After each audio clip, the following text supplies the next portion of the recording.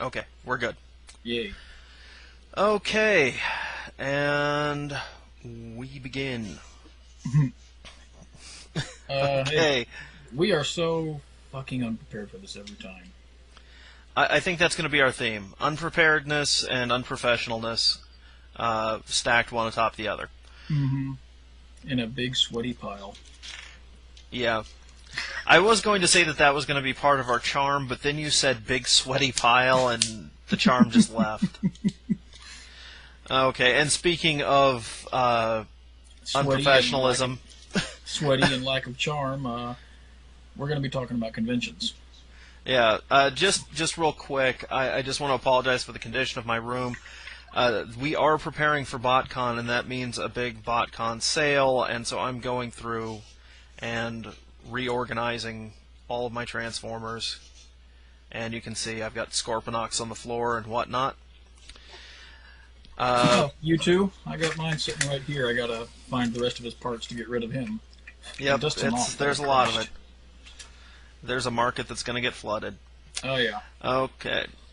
So, convention stories. Anybody who's been to several conventions has many convention stories, and we're just going to trade off a few golden gems today. Yeah, it's a deal where the convention season is coming up now that weather's getting warmer. I mean, we're doing Botcon at the end of the month. There's the various Comic Cons that are going to be coming up. There's a lot of, anime and comic and smaller, comic, webcomic artists. I know Walkie's going to be guys like David Willis, Randy Milholland, Danielle Corsetta. Is it Danielle or Danelle? I don't know off the top of my head. All I know is that there's going to be a lot of guest artist weeks on everything I read. Pretty much, yeah. So, and I'm screwing with my lighting so that... Okay, that's close enough. Okay. So, yeah, it just kind of felt like and it also, admittedly, I was... last night, the night before, I was kind of watching What the Fuck Is Wrong With You on Radio Dead Air. Mm-hmm. And they were talking about what they dubbed GhettoCon. Oh yeah, I've seen that. The story reminded me of an experience I had. It wasn't anywhere as bad as that, but when we get to the story, you'll see why I was reminded of GhettoCon. If you haven't seen the story, look it up on That Guy with the Glasses. It's pretty funny. Yeah. And just shows you what some of the pitfalls any convention organizer can run across.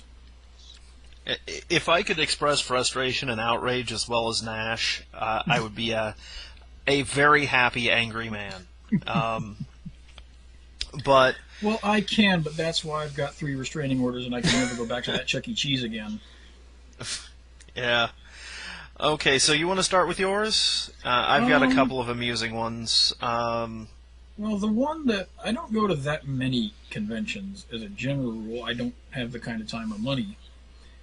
But the one that I've been going to obviously Botcon since Transformers Dork. Imagine that. I've been to every official Botcon / official Transformers Collectors Club during that brief time when they changed the name. Mm-hmm. I've been to every one except the first one in '94. I think my first one that I attended was 2000, but I've hit every one of them since, with 1 year that I missed. And I was so miserable, I swore I would never miss one again. Well, I don't want to start off with the big story first, because it's kind of fun. But just a few little things about conventions. I mean, I know that there's some people, and I've seen this on web forums, are like, well, it's a dork con. Isn't it just a bunch of fat, sweaty guys, and everybody's ugly, and everybody's all Asperger's? And no. If I want to just say, if anybody out there is reluctant to go to one of these conventions because of rampaging stereotype, there's usually 1 or 2 people there, maybe a half dozen, that are somewhat tragic. But and for the most part, it is just bad socialization or bad hygiene. Which reminds me, you can and will run across a few. Yeah, a few bad eggs. Yeah. But especially with just geek culture being much more widespread now, nothing you probably wouldn't see at the mall. Maybe a Right. few less, trendy shoppies, but Hmm. having gone, I mean, you go to an anime convention, and yeah, you're going to get a couple of unattractive male or moons, but Hmm. that's not the entire thing. No, there are a lot of very interesting, very fun people at these things. With it's a good. It's I tend to find a convention experience superior to a message board experience, and Hmm. usually my message board experiences are pretty good. It's just that at least when you're in person, very few people are willing to just be utter trolls because someone might punch them. Now, it'll get you expelled from the convention for life, but that threat does kind of keep the social contract going. Now, That's if one you way of want, looking at it, yeah. yeah, if you want, I have a story we can start off with. It is a tale Shoot. of betrayal and Walter Koenig. Okay. So back in high school, or just shortly thereafter, I was poor, and but we had a convention that came through Tulsa called DEF CON, and it was really cool. It was a big one. They had it at the Hyatt downtown. There was tons of like across 2 floors, huge dealer room, tons What of kind of viewing con rooms. is it? Just like a general sci-fi? It was a general sci-fi comic con, anime, comics, gaming, the Hmm. whole 9 yards. Well, I couldn't really afford to go, but a friend of mine, Corey, had gotten a job as a volunteer, and he got me on board, so I got to attend the convention for free as long as I helped run the video room. Hmm. Now, the video room, that was actually a really sweet deal because the video room was consistently air conditioned. And anytime I got tired of walking around, I would just be able to go back to the video room, watch an episode, one of the Star Wars movies on Laserdisc, and move on. And this was back in the days of Laserdisc, so that'll date me a bit. Well, we had a schedule of movies that we were showing and so forth, and there were about 4 of us running the video room, and so we're right at the end of Return of the Jedi, and 2 of the other guys go, "Hey, we're going to go grab something to eat. We'll be back." And so they go. And then my friend Corey goes, "Hey, Trent, I'm going to go check out the dealer room real quick. I'll be back. Just start up the next video." 10 hours later. Oh, no, no. No, it was just 2. But Walter Koenig of Star Trek fame was the guest of honor of this convention. And as such, they had to play a movie that starred Walter Koenig.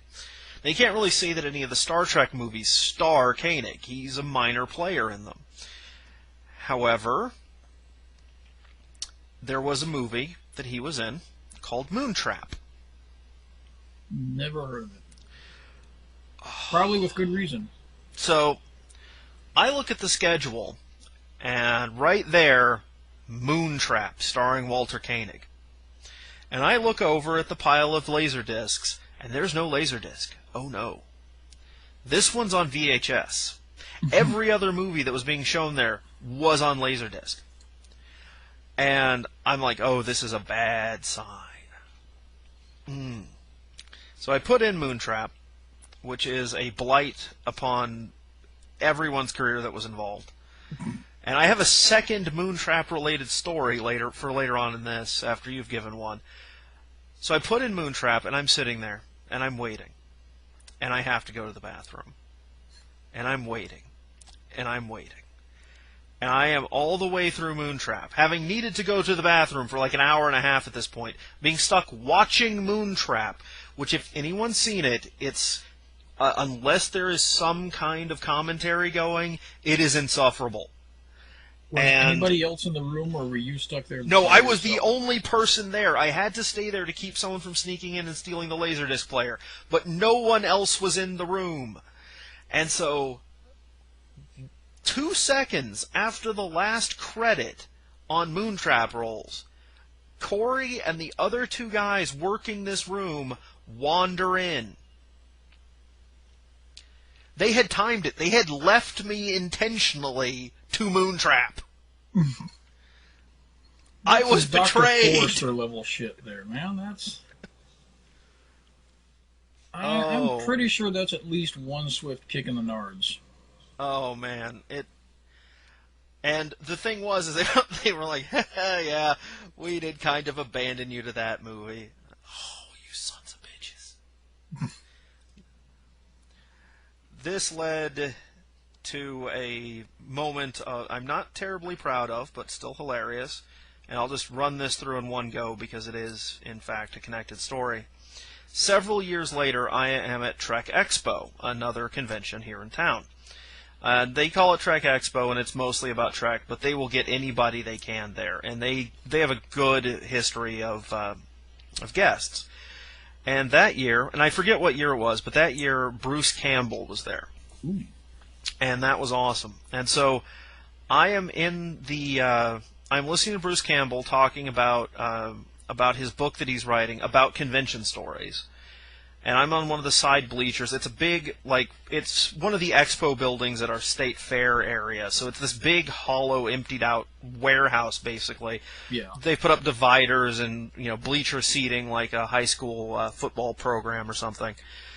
And I'm sitting there in one of the side bleachers, not too terribly many people there, and I'm listening to Bruce Campbell, and it is awesome. Bruce Campbell is a fun, charismatic guy, and if you can see him at a convention, it will be worth your time to go to his panels.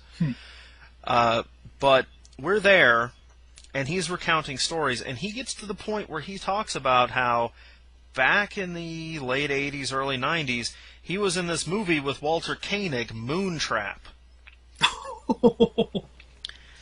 And it was like Pazuzu himself had taken my body, because without realizing it, I had shouted. And thank goodness he didn't hear me, or at least he didn't acknowledge. I shouted without conscious control of myself, "I am so sorry," across the entire place. And the people next to me just turn and give me the death glare, and I look at them and I just go, "Have you seen that movie?" Not my proudest moment. I don't know what happened. I usually have very good impulse that's pretty control. Awesome. But it could only have been more awesome if he had acknowledged it and went, "Thank you." I normally pride myself on not being the loud, obnoxious guy at whatever event, but that one brought it out. It was like a voice from the nether reaches, or possibly the divine. I could have been a vessel for Castiel there for a minute. Had to express my sympathy to Bruce Campbell that he was in Moontrap. That actually segues really well into one of my first big convention experiences. Okay. It is technically, it was part convention, part trade show. One of my first jobs out of high school was with a computer game maker, and they somehow managed to get us into what was at the time, I can't remember if it was CES or E3. One evolved into the other. But it was the big consumer electronics show. I think it was CES at the time, and it was up in Chicago. And this will date me a little bit because I'm going to talk about some very specific games. Or, more accurately, one in particular, Squaresoft's Parasite Eve. It hadn't come out yet. Squaresoft had this big dome thing set up inside the convention hall. Everybody's showing off their new games, and, this is early PlayStation era, and FMV had gotten to the point where it didn't look like it did on the Sega CD. It actually had some measure of technical quality. Yes. And so everybody was using the shit out of it. I remember that era. It was... I had already Final Fantasy VII had already come out, and I think they were advertising the PC version that year, and that had already broken me from Final Fantasy. Unpopular enemy making time. I don't like Final Fantasy VII at all. I feel that after that, the whole franchise has just kind of turned into fey melodramatic shit. There's this on Tumblr. It's like how to make a Squaresoft character. It's like, okay, take an androgynous kind of female-looking thing. All right, take a semi-androgynous girl. If it's a boy, make the hair spikier and remove the boobs. If it's a girl, give him a bit of a more of an impractical dress. If it's a hero, remove the boobs, but make him look even more like a girl. Now, if it's a villain, if it's a male villain, remove the boobs, make him look more like a girl. There you go. But so they were shuffling people in every 45 minutes for this presentation, and honestly, by that point, it's kind of weird to say that I was bored at a consumer electronics show, but I had gotten bored. I ended up spending a few hours playing free, like Rampage. They had the new version of Rampage set up at the arcade games, and I just played that for a couple hours because it was free. But they were shoveling people into this movie theater, this little mini movie theater every 40 half hour or so. And so they started showing and it was their big reveal for Parasite Eve, our new hyper game. Woo! And they showed, I barely remember what it was. This is how little the movie had an impact on me. It was just, FMV CGI crap. Right. It was just, here's our heroine, and she's looking on, oh my god, and there's, the magic tentacles from this operatic woman wrapping around the city and blah-de-blah, and they show that, and they show a bunch of emotional reaction shots. Yes, very Spielbergian shots of people looking, and it ends up, and the lights go on, and everybody's like, oh, fuck yeah, oh my god, this is the best thing ever, and, it kind of calms down, and I couldn't help myself. There was no way I could stop myself, and I just, once it had quieted down just enough, my voice rings out over the crowd, so where's the game? You want to talk about death glares? Oh, it wasn't from the crowd either. The people next to me kind of stopped and went, wait a minute. But the Squaresoft presenters, they were not happy with my ass.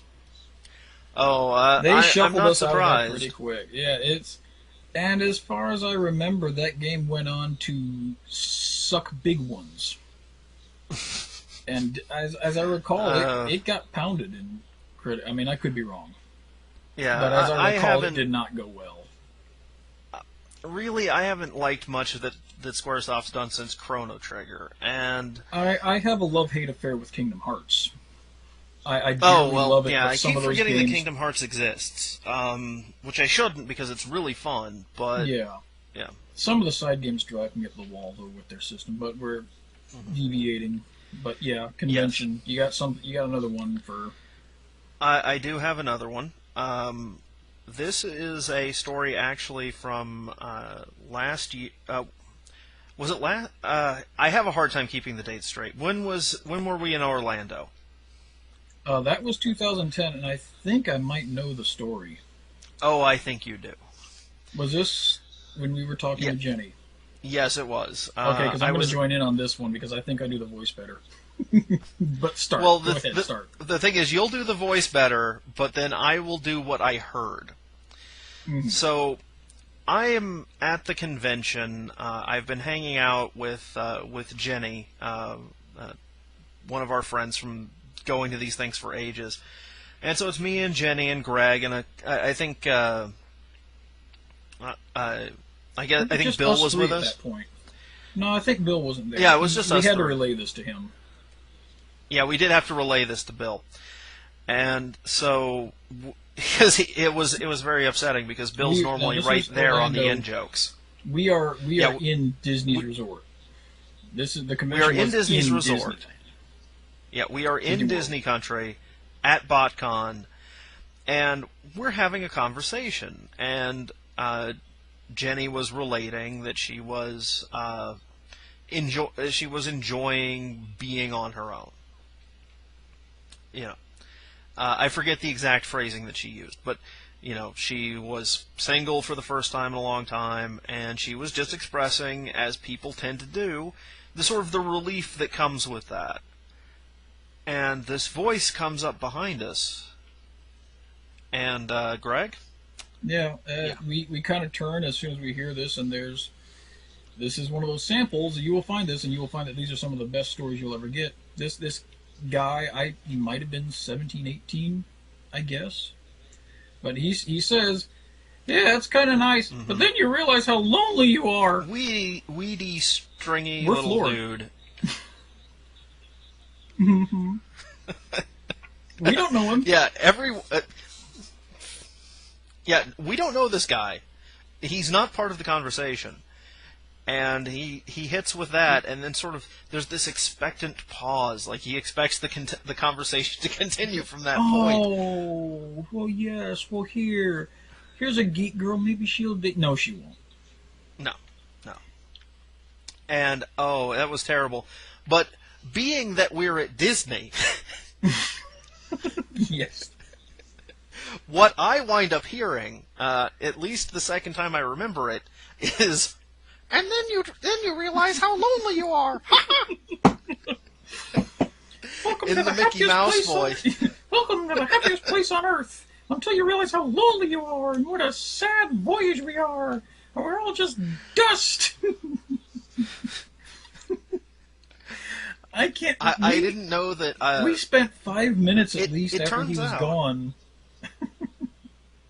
Go ahead. Just we were stuck. Apparently, what you really need at Disney to kick it up a notch is just that dose of existential dread. It's like how perfume makers will slip in a little something that just stinks horribly to kind of make the perfume pop. Like, it's the ambergris from the whales or whatnot. Oh.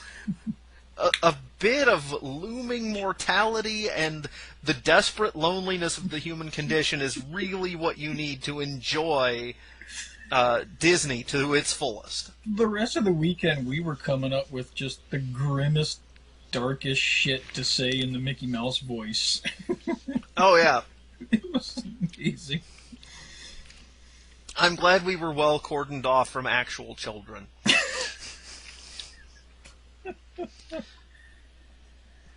That was impressive. That was impressive. That's. Yeah, I don't know what he was thinking.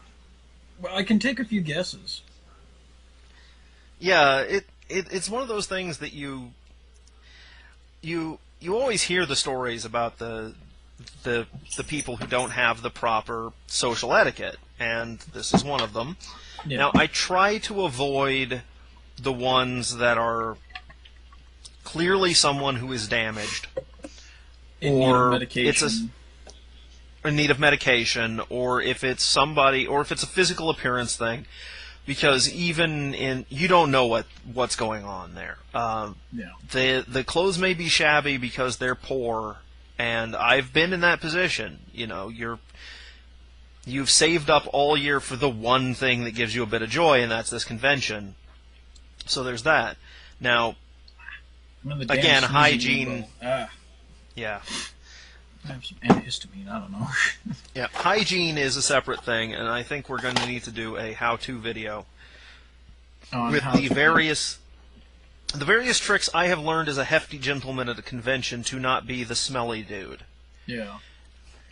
Well, It is budget conscious and very effective. I have to have a few of those myself. I mean, I'm not, a hefty dude, but I think I have a higher body temperature than most, so I tend to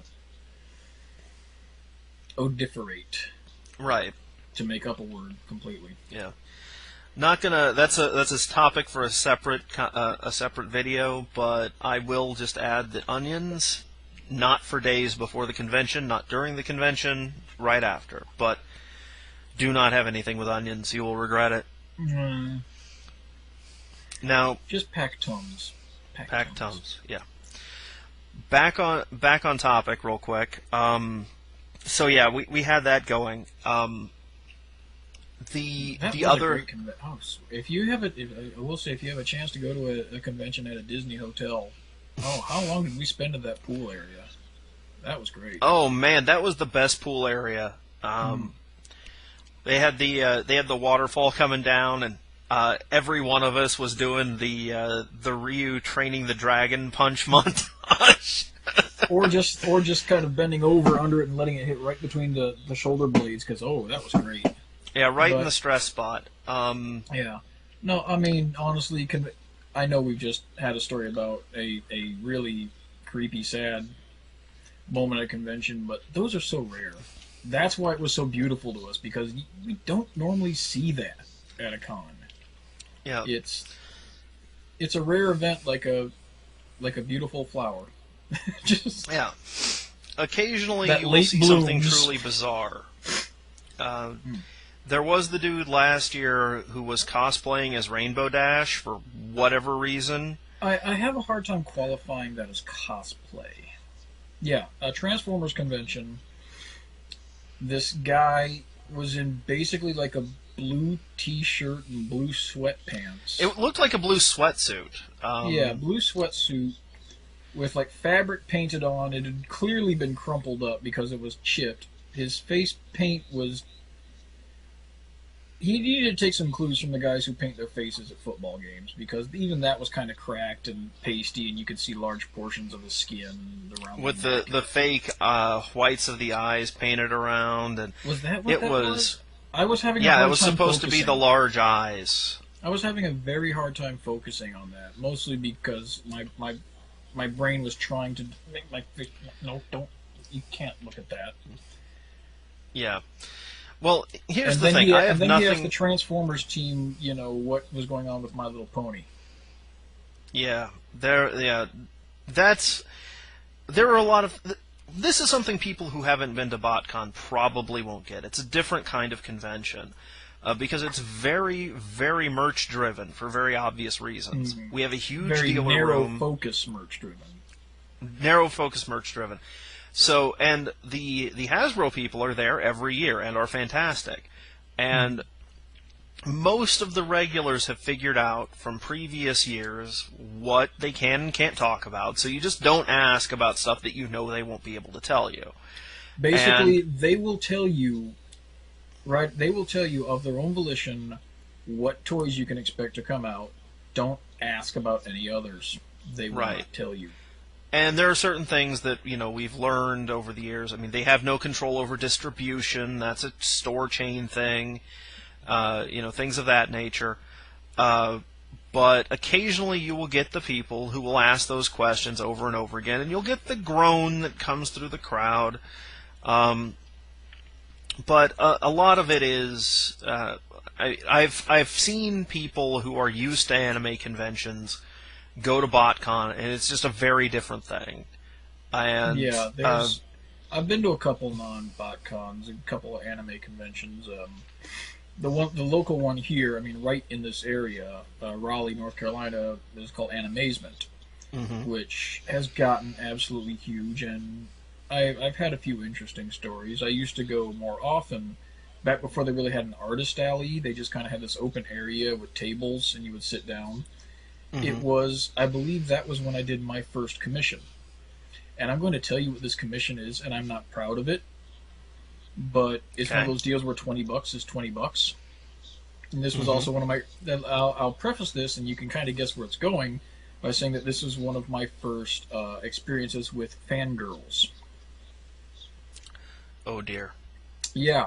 I got paid $20 to do line art of Ash and Gary from Pokemon in a lip lock. I drew it. I also put Pikachu like in the background, like there's like this little space between. I put Pikachu in the background with this expression on his face. I think that was also my first Pokemon art ever. Mate, $20 for like 10 minutes of work. Yeah, it's it's. I tend to blame the commissioner on commission work, unless it's something truly horrible. In which case I reserve the right to say. Don't ask me to surprise you. You might not like it. Oh, that was also. That's not what they mean by Bulbasaur, man. Ooh.